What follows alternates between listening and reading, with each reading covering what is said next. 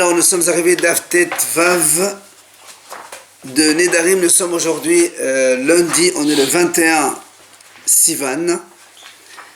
Et donc on est arrivé aux 13 dernières lignes de la page, 13 dernières lignes de la Vina Ama. Alors je rappelle la question qu'on avait posée hier à propos de la Mishnah quand on a dit dans la Gemara, on a dit, Rabbi Yehuda il a dit, si un homme il dit, je fais un vœu aujourd'hui, si je dors demain, je fais un vœu aujourd'hui de ne pas dormir, si je dors demain.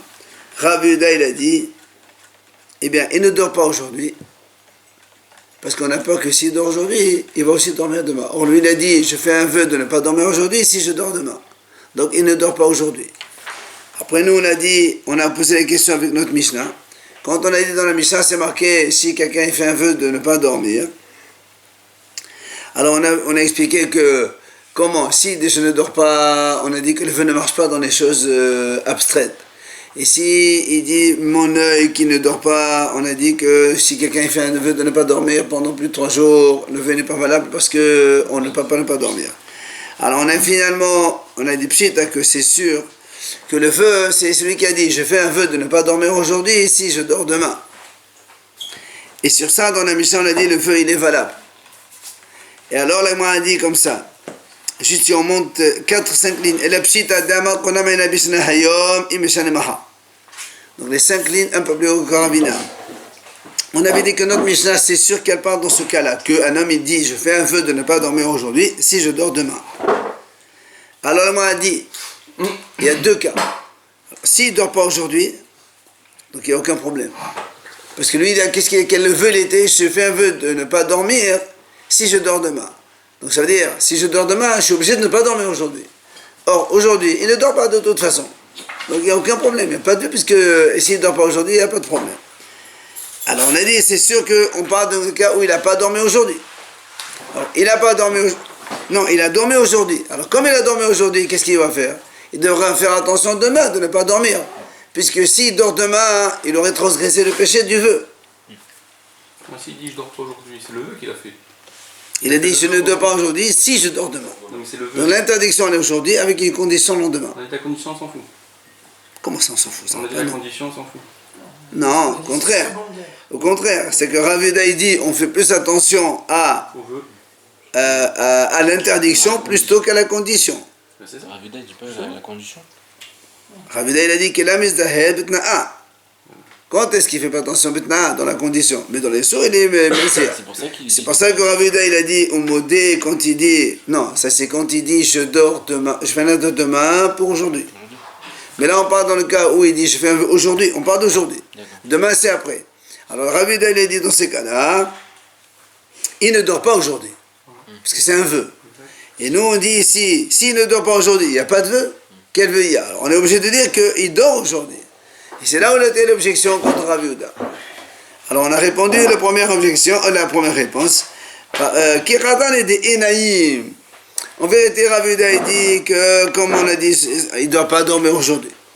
Mais s'il a dormi, c'est ça, que s'il a dormi, alors évidemment il doit faire attention de ne pas dormir demain parce que s'il dort demain, il va annuler le vœu. C'est le vrai vœu en fait. Maintenant, Ravina a dit en vérité, on parle d'un cas dans notre Mishnah que normal. C'est quelqu'un qui a dit je ne dors pas, je fais un vœu de ne pas dormir. Toi, tu vas me dire dans ces cas-là, comment, si dans les vœux, dans le dormir c'est abstrait, il n'y a pas de vœu, ce qu'on a posé hier comme question, il lui dit tu as raison. C'est vrai, dans les vœux, dans le sommeil, il n'y a pas de vœu puisque on ne peut pas faire un vœu sur des choses abstraites. Alors, alors comment dans la Mishnah il y a marqué Bali Yahel? En fait, Bali Yahel, il transgresse le commandement de ne pas annuler sa parole. Midrabanan. C'est les Hachamim qui ont fait Xéra. C'est vrai, quelqu'un il dit je fais un vœu de ne pas dormir, mais la Torah il peut dormir, il n'y a aucun problème, il n'y a pas de vœu. Mais les Haramim quand même ont donc rajouté Baliahel, donc comme quoi il fait attention de ne pas dormir. Alors sur ça, la Gemara pose une question. Est-ce que ça existe, cette interdiction des Haramim de ne pas annuler un vœu? Alors la Gemara dit oui monsieur ça existe, et voilà il lui donne un exemple.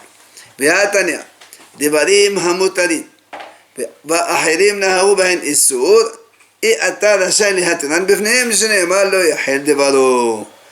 Voilà, rapporte ici une braïta qui dit, s'il y a des choses qui sont permises, mais d'autres, ils se sont habitués à les interdire. Toi, tu n'as pas le droit de leur autoriser. Pourquoi? Parce que le Yahel de Baro. La Gemara l'a pris comme exemple le Yahel de Baro pour dire, prenez l'exemple, la veille de Pessah. On sait que la veille de Pessah, dans l'après-midi, c'est assourd de travailler. Mais la veille de Pessah au matin, ça dépend du minhagim. Alors si on est dans un endroit où c'est assourd de travailler, quelqu'un te dit je peux travailler, tu n'as pas le droit de l'autoriser puisque même si c'est moutard, mais nahagou bahinesour, Hachamim m'ont dit tu n'as pas le droit de l'autoriser. Pourquoi? Parce que le Yahin de Baro, tu vois bien que les Hachamim ont la force de donc interdire certaines choses. Et donc là aussi chez nous, quand quelqu'un fait un vœu de ne pas dormir, le vœu il n'est pas valable selon la Torah puisque c'est abstrait. Mais les Hachamim, on lui a donné une petite force comme quoi c'est un vœu, il n'a pas le droit de l'annuler. La Mishnah, on verra ça plus loin.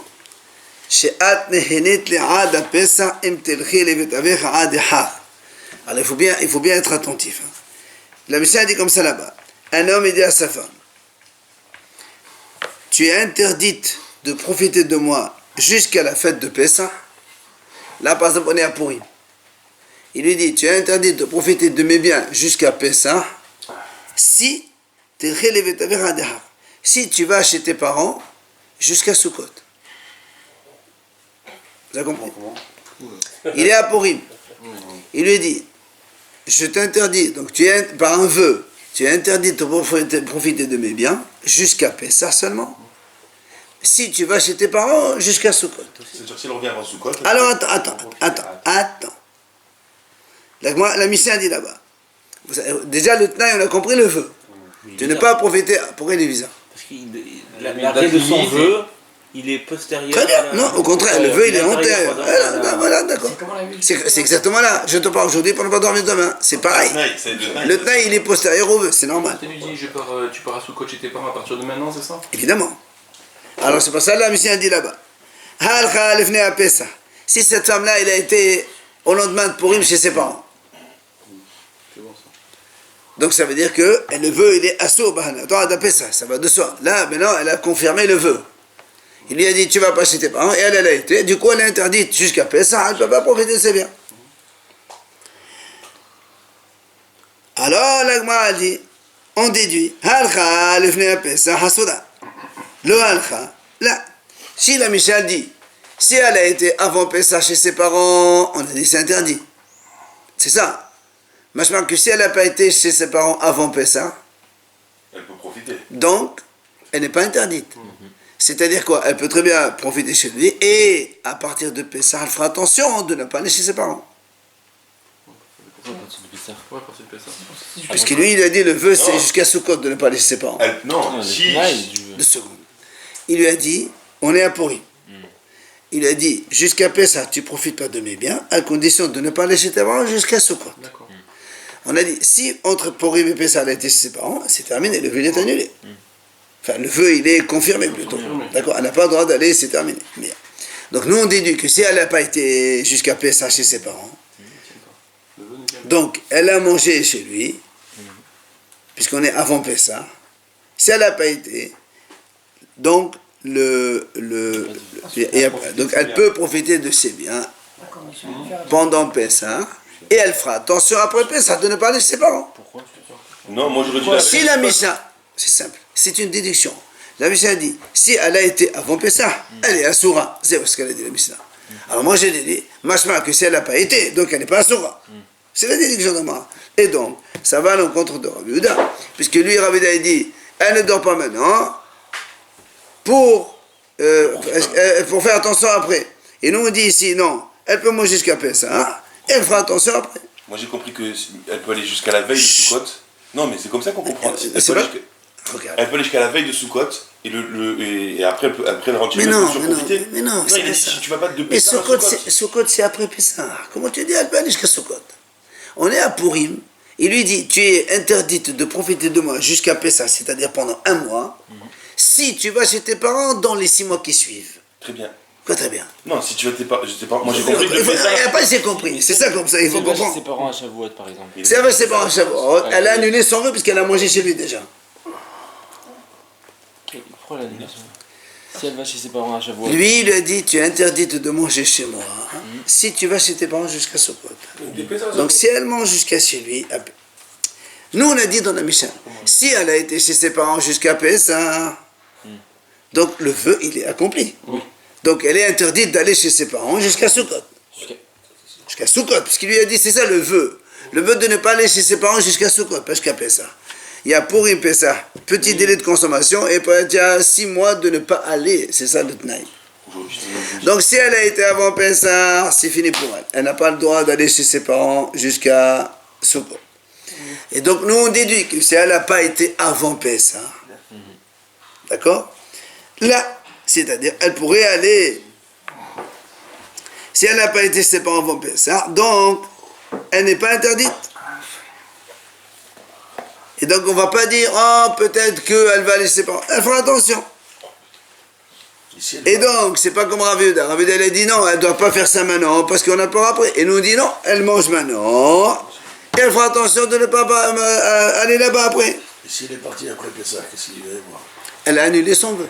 Et donc, C'est un sourd. Parce qu'elle lui a dit, tu ne profites pas de moi si tu vas chez tes parents. Or, elle a profité, parce que jusqu'à Pessah, elle a profité de chez lui. Alors, Donc, elle a en fait pas dit Yahel Devaro.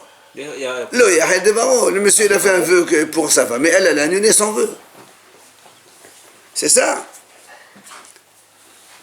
D'accord. Alors, le m'a dit, Amar Rabia, Rabia dit non, pas du tout, tu n'as pas compris. Comment?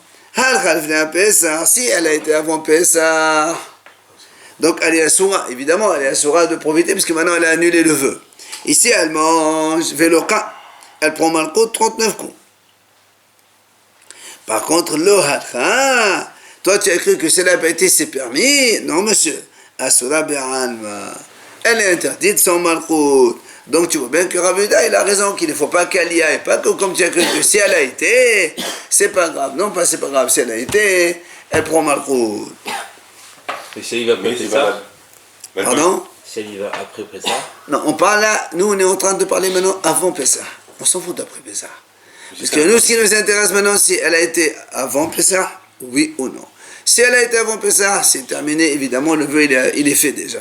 Mais si elle n'a pas été avant Pessah, d'accord? Si elle n'a pas été donc avant Pessah, elle profite. Mais après, si elle y va, elle fait un péché. Donc ça ne veut pas dire qu'elle a le droit d'y aller. Alors, la m'a dit, ma Sefa. La m'a dit, dans ces cas-là, regardez, c'est pas ton explication ne marche pas. Pourquoi? Parce que dans la Mishnah, c'est marqué là-bas. Ahara Pessah, si cette femme-là, elle a été chez ses parents après Pessah, alors, Bevali Ahedevaro. Évidemment, elle a annulé son vœu. Alors, m'a dit, il a été annulé à Pessah, mais si elle n'a pas profité, toi tu dis ici, on parle dans le cas où elle n'a pas été avant Pessah.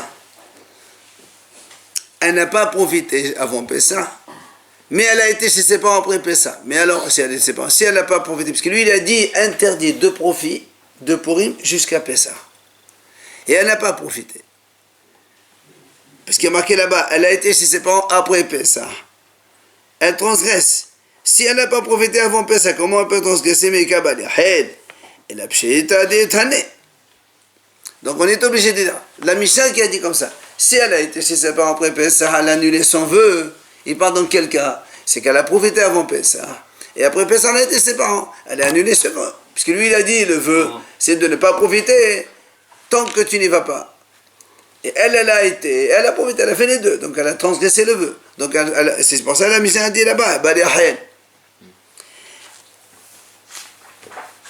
pardon, si elle n'a pas profité, il n'y a pas de Badahan, justement, c'est ce qu'il faut faire. C'est de ne pas profiter avant Pessah et après, même si elle y va, c'est pas grave. Vous pouvez reprendre le vote de seconde, s'il vous plaît, parce que. Le vœu de ne pas profiter. Il est dit. Il lui a dit, tu ne manges pas chez moi, tu ne profites pas de moi jusqu'à Pessah, avec la condition de ne pas lâcher tes parents jusqu'à Sukkot. De Pessah à Sukkot. Non, de maintenant jusqu'à Ah, de pourri le Maintenant. Sukkot. Ah, on a dit c'est tout à ça, l'heure Pessah à j'ai pas dit ça. Non, on a dit Pessah à Sukkot tout à l'heure. Top, c'est pas la même chose. C'est filmé. Maintenant, 2 secondes. Et la pshita des Taner Moadi, donc on est obligé de parler, donc en fait, elle a profité. Alma Mithane, et de nouveau, Tiufta de Rav Yehuda. La même chose, on parle donc ici quoi? Que cette femme-là, elle a profité de Purim jusqu'à Pessah, et ensuite, elle a quand même été chez ses parents, c'est pour ça que c'est Baléachel. La Gemara répond, non, c'est exactement la même chose qu'on a répondu. Il dit, en vérité, Rav Yehuda, il a dit non, elle ne peut pas profiter.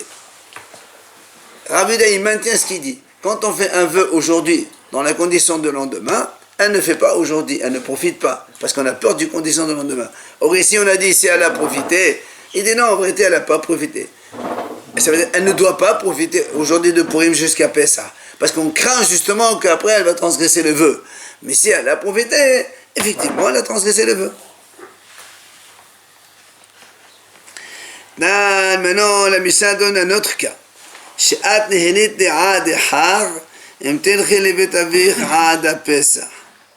Maintenant, le temps, il est le contraire.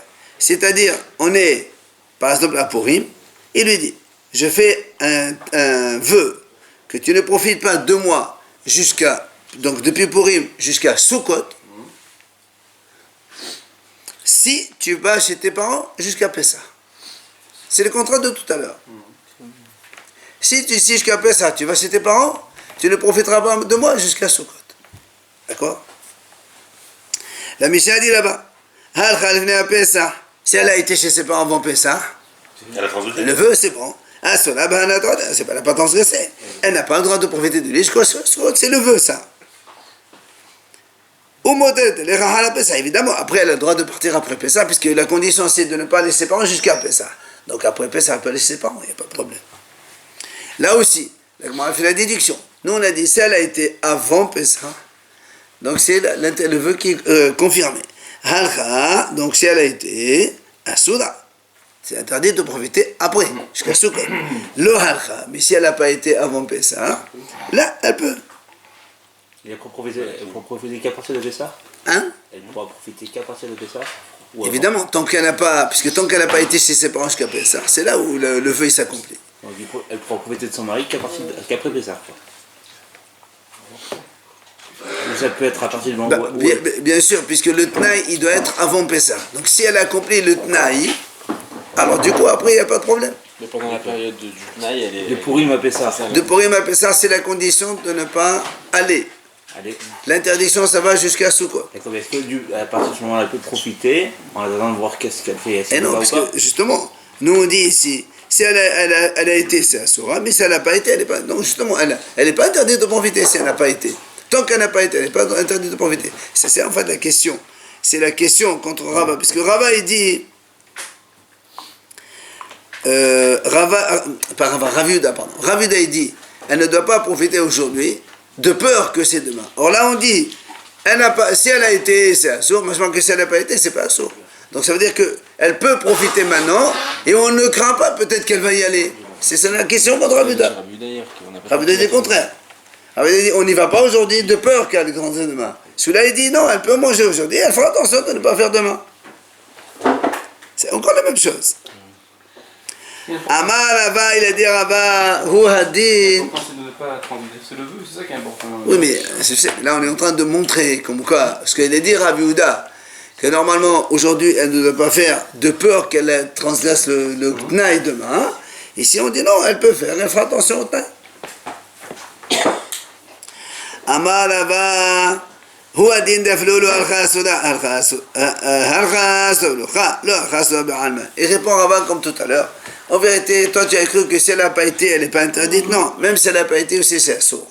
Mais la différence, c'est que si elle a été avant Pessah, elle est interdite et elle prend le malkout, parce que si elle profite, elle prend le malkout. Par contre, si elle n'a pas été, c'est assourd be'alma. C'est pas comme tu as cru toi que si elle n'a pas été, c'est motard. Rav Yehuda, il a dit, elle ne doit pas y aller. Donc si elle a été, c'est interdit. C'est pas comme tu dis, je pense que si elle a été, c'est pas interdit. Non, c'est interdit. Mais TV, l'agma, donc, apporte encore une autre question. Qui casse alay hayom emelech le makom ploni le mahar. Un monsieur, il dit voilà, je ne mange pas ce pain aujourd'hui, si je vais demain à tel endroit. Voilà, il fait un neder aujourd'hui, avec un tnaï le lendemain. Je ne mange pas ce pain aujourd'hui, à condition que je n'aille pas quelque part demain. Alors, la Mishnah dit comme ça. C'est la Tosefta. Achal, s'il a mangé le pain aujourd'hui, lui il a dit, je ne mange pas ce pain aujourd'hui, à condition que je ne vais pas là-bas demain. Donc s'il a mangé, donc il ne peut plus y aller. Parce que lui il dit, ce pain il est interdit, si je vais là-bas demain. Machma, si je ne vais pas là-bas, donc je peux manger. Or, comme il ne sait pas s'il va y aller ou pas, alors, lui il a mangé ce pain aujourd'hui déjà, donc c'est sûr que dans ces cas-là, il est obligé de ne pas y aller. Et donc, qu'est-ce qu'on voit ici encore? Alors que Rav Yehuda dit non, il ne doit pas manger. Nous, on a dit, s'il a mangé, il fera attention de ne pas faire le tnaï demain. Rav Yehuda dit non, on ne fait pas le vœu aujourd'hui. Rav Yehuda, il a dit, on attend, on fait attention de ne pas faire le vœu, de risque de transgresser la condition. Or là, on a dit, s'il a mangé le pain, je pense qu'il peut manger le pain. C'est pour ça que la Gemara répond, il dit, mi katani ochel, achal katani. La Gemara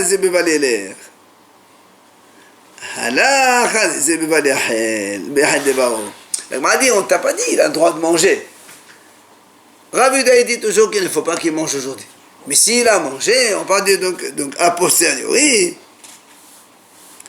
eh bien, dans ces cas-là, s'il a mangé, eh bien, il n'a pas le droit d'aller. Mais a priori, Rav Yehuda, il maintient, il n'a pas le droit de manger le pain aujourd'hui, de peur que demain il n'y aille là-bas. Maintenant, la Gemara dit dans la Sefa, c'est marqué à la suite de ce. Quand quelqu'un il dit, ce pain-là, il m'est interdit, si je vais là-bas demain. C'est marqué, halach, s'il a été là-bas,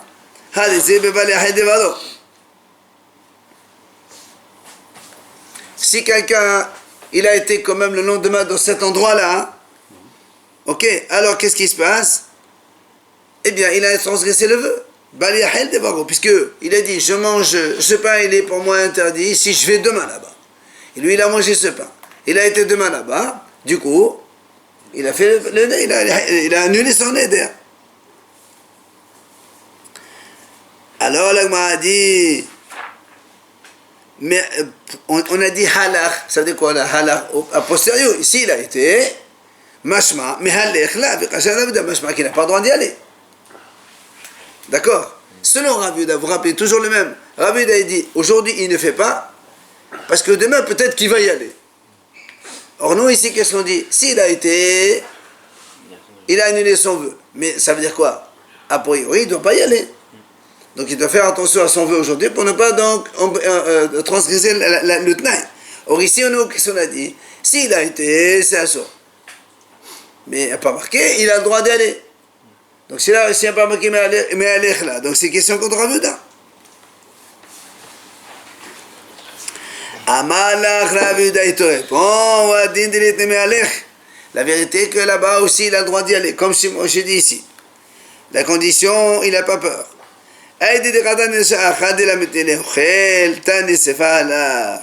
En vérité, ici chez nous, il n'y a pas que Allah seulement, même Mehalech il a le droit d'y aller. Parce que quand le feu c'est aujourd'hui et le tnaï demain, c'est plus, comme il a dit Rav Yehuda, toujours l'interdiction qui nous fait peur.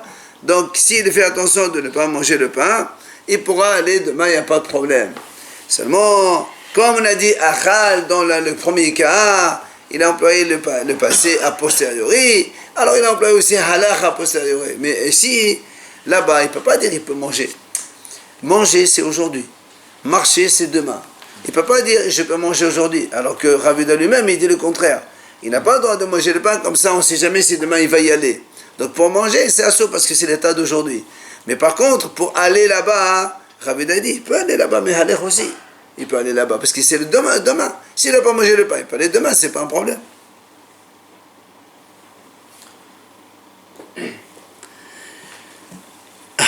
On va passer à la deuxième idée de la Mishnah.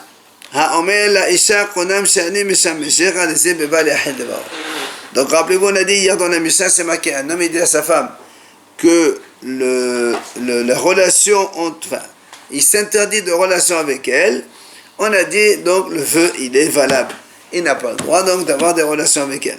Alors la Gemara a dit comment? Pourtant, il est donc à sa disposition Minatora. La Torah a dit She'era dichtiv She'era kesuta ve'onata lo ira. Comment tu dis un homme il dit voilà je m'interdis de relation avec sa femme alors qu'il est asservi pour elle, il est la Torah elle l'oblige She'era kesuta ve'onata, donc c'est subvention matérielle, l'habillé et donc la relation donc intime, il n'a pas le droit de diminuer, donc tu peux pas lui dire à ta femme non je m'interdis de relation, c'est pas possible. C'est assourd de dire ça, qu'on va dire, c'est ça? Non, C'est assourd de dire ça. il veut pas, il faut rien le vœu. Tu peux pas faire un vœu sur quelque chose qui t'est obligé mais la Torah. C'est qu'il a rien dit, quoi. Exactement. Comme d'avoir la sourd. C'est mitzvah, devant mitzvah. Tu peux faire un mitzvah. On avait dit par exemple les tefilines, on a dit le même cas. C'est comme si les tefilines, on a dit que ça marchait. Oui, mais cette fini, c'est pas comme ici. Ici, j'ai une dette envers toi selon la Torah. Je peux pas m'enlever de chez moi. On a aussi une obligation de tefilines. Mais tu as une dette envers personne. C'est personnel. Là, la Torah elle t'oblige de me donner quelque chose. Tu peux pas dire non, moi je fais un vœu de ne pas te donner, ça marche pas. C'est comme si je jure de ne pas payer une Voilà. dette. Alors, c'est pour ça que la Gemara, elle change. Elle dit en fait ici, le vœu, il a été formulé autrement. Comment?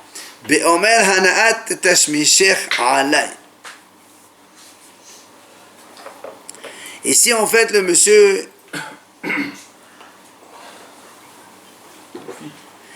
Il dit, le monsieur il dit à la femme, c'est pas lui qui s'interdit à elle.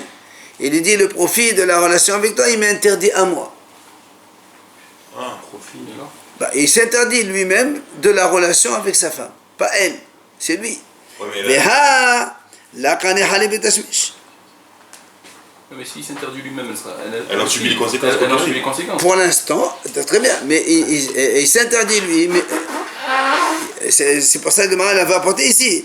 D'Amar Rav Kahana, Tashmishi alecha kofinota, umshameshat, tishabodem shabade, shabdale, hanat tashmishi alay asu, shin machanadam davad asu lo.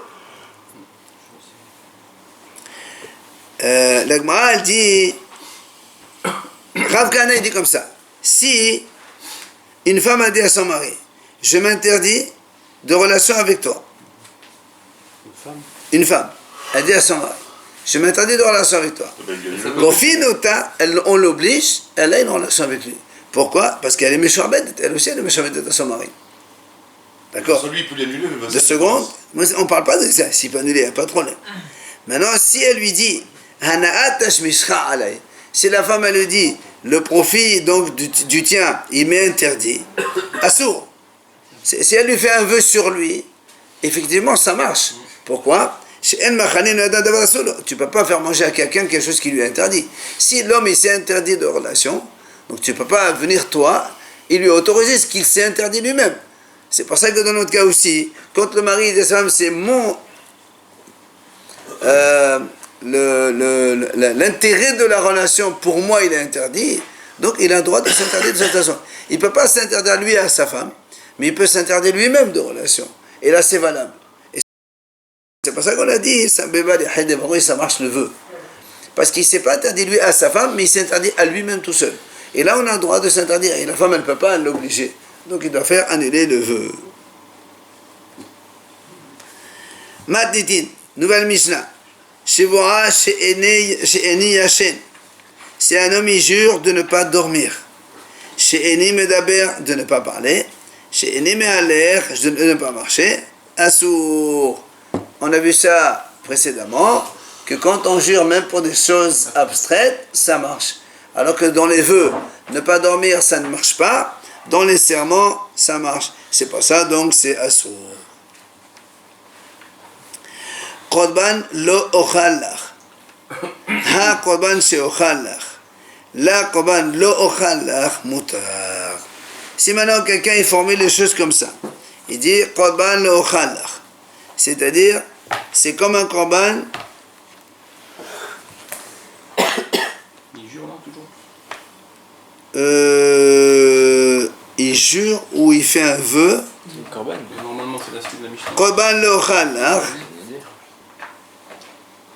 en vérité, on a ici deux versions. Ça peut être soit même juré, soit peut être un vœu. Quoi qu'il en soit, comme ici on est... C'est concret.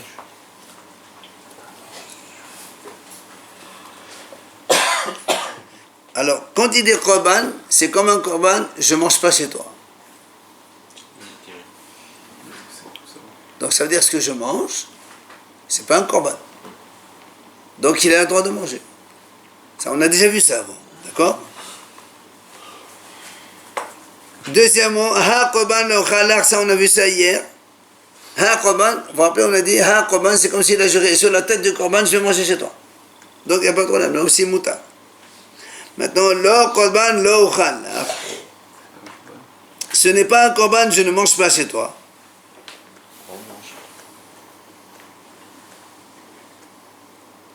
Ce n'est pas comme un korban ce que je ne mange pas. Ça veut dire que si je mange, c'est comme un korban. Mais comme on va expliquer ici que notre Mishnah c'est comme Rabbi Meir, et on ne dit pas Mikla la vatashome ahen, donc tu ne peux pas inverser la formule, du coup c'est motard. C'est pour ça que dans les trois cas on a dit motard, c'est permis. C'est pour ça que la Mishnah va le dire tout de suite ici. L'Agmara, pardon. Regardez l'Agmara, Mani Matitin. C'est qui l'auteur de notre Mishnah? Rabbi Meir, c'est Rabbi Meir. Pourquoi? Parce que dit Rabbi Yehuda, la shanele korban ou la shanele ha-korban. Parce que selon Rabbi Yehuda, rappelez-vous, Rabbi Yehuda il a dit, quand un homme il dit pas que korban, comme le korban, ça marche pas du tout. Donc, or nous ici, on a dit korban ou khalaq, ha-korban ou khalaq. Le Rabbi Yehuda il s'en fout que dire korban ou ha-korban c'est la même chose, c'est rien du tout. Donc, c'est Rabbi Meir. Alors, on m'a dit dans ces cas-là, et ma sefa. Regarde ce qui est marqué dans la sefa. C'est marqué la korban ou khalaq mutar. La korban ou khalaq mutar dans la sefa, c'est marqué ici. Quelqu'un il dit ce n'est pas un korban, je ne mange pas chez toi. C'est permis. Alors, nous on dit comment? La korban ou khalaq bimel oser. Pourtant, nous on a vu, quand quelqu'un formule la même chose, c'est le Rabbi Meir, c'est assourd. Pourquoi? Parce que Rabbi Abba il a expliqué les paroles de Rabbi Meir là-bas pour dire que c'est assourd. Quand il dit la korban lo khalaq, ça veut dire la korban c'est donc c'est la korban ce sera comme un korban, virgule, donc c'est pour ça que je ne mange pas. C'est pour ça que Rabbi Meir il a dit non, on ne mange pas. Alors que si notre Mishnah ici elle est comme Rabbi Meir, pourquoi ici la korban lo khalaq mutar? C'est une question contre Rabbi Meir. Alors l'agma dit la kasha, c'est pas une question pourquoi. Hadi amar les korban, hadi amar la korban, dit la korban ka'amar. Un il dit les korban comme on a dit, quand il dit les korban, ça veut dire pour un korban ce sera, virgule, donc je ne mange pas. Et l'autre il dit la korban, ce n'est pas un korban, je ne mange pas. Donc ça veut dire, et comme on ne fait pas le contraire, c'est un korban, je mange, alors c'est moutar selon Rabbi Meir. Voilà.